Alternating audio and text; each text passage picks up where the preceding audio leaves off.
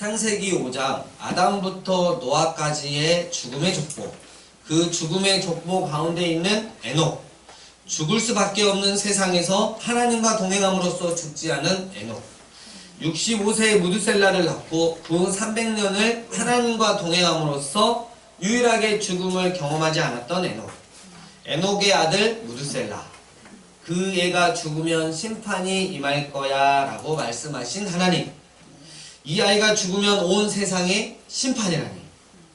이제 에녹은 온통 하나님께 집중하는 삶을 살기 시작합니다.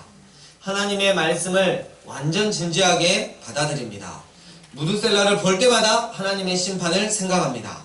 어쩌다 무드셀라가 아프기라도 하면 얼마나 회개를 하는지, 어디를 가도 주님의 말씀이 떠오르고 그 말씀을 따르려고 온 마음과 뜻과 힘을 다하여 하나님과 동행합니다. 하나님의 말씀이 언제 이루어질지 모르지만, 왜 따라야 하는지 이해할 수는 없지만 말씀에 늘 집중하고 그 말씀대로만 삽니다. 주님의 말씀을 따라 자신의 삶의 방식을 바꿉니다. 에녹은 주님의 말씀을 믿었고 그 말씀을 따랐습니다.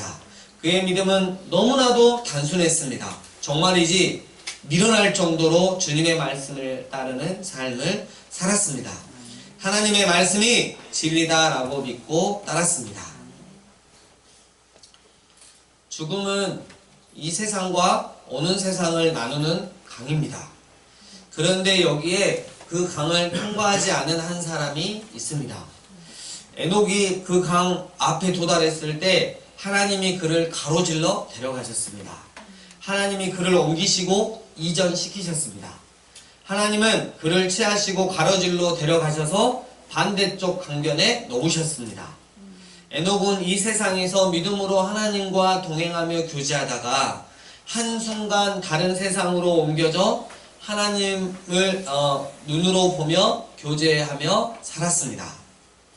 그 보배로운 믿음, 이제 믿음은 보는 것으로 바뀌었으며 소망은 한순간 현실이 되었습니다. 이와 같이 믿음의 삶은 하늘의 완전한 교제의 삶 속으로 들어가는 것에서 결정에 이릅니다. 요한계시록 3장 4절, 그들이 흰옷을 입고 나와 함께 다니리니. 아멘. 사랑하는 강주살미 예배인교회 예배자 여러분, 우리 주님이 인류의 역사를 정산하시고 심판하시기 위해 반드시 다시 오시겠다고 말씀하시며 하나님 나라로 올라가신 지 약 2000년이 흘렀습니다. 주님께서는 그 영원한 하나님의 나라로 올라가시기 전 당신이 다시 오실 때에, 즉 마지막 날에 수많은 징조들을 알려주셨는데, 두렵게도 그 징조들의 징후가 우리가 지금 살고 있는 이 시대에 여기저기에서 일어나고 있다는 것입니다. 그렇다면 우리가 진정 마지막 시대를 산다면 누구처럼 살아야겠습니까? 네, 바로 에녹처럼 살아야죠. 에녹처럼 하나님께만 집중하는 삶을 살아야 할 것입니다. 에녹처럼 하나님의 심판을 생각하며 주님의 말씀을 진지하게 받아들이고 지나온 삶을 돌이켜 철저히 회개하고 이제는 온 마음과 뜻과 힘을 다해 하나님과 동행해야 할 것입니다. 에녹처럼 어디를 가도 살아계신 하나님의 말씀을 떠올리고 그 말씀대로 딱 그렇게 살아야 할 것입니다. 에녹처럼 하나님의 말씀을 따라 내 삶의 모든 방식을 바꾸어야 할 것입니다. 에녹처럼 정말 단순 무식하리만큼 주님의 말씀을 따르는 삶을 살아야 할 것입니다. 주님의 사랑과 인내를 절대로 시험하지 맙시다.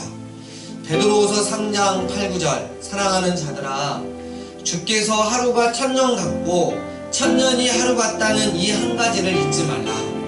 주의 약속은 어떤 이들이 더디다고 생각하는 것 같이 더딘 것이 아니라 오직 주께서는 너희를 대하여 오래 참으사 아무도 멸망하지 않고 다 회개하기에 이르기를 원하시느니라. 아멘. 주님의 마음을 헤아리며 살았던 에녹, 우리도 딱 에녹만큼만 오늘 하루를 그리고 그리고 내일은 그렇게 살아갑시다. 주님 다시 오실 그날까지 에녹처럼 하나님의 말씀에 순종하며 하나님과 동행하시는 여러분 되시길 주의 이름으로 부탁드립니다.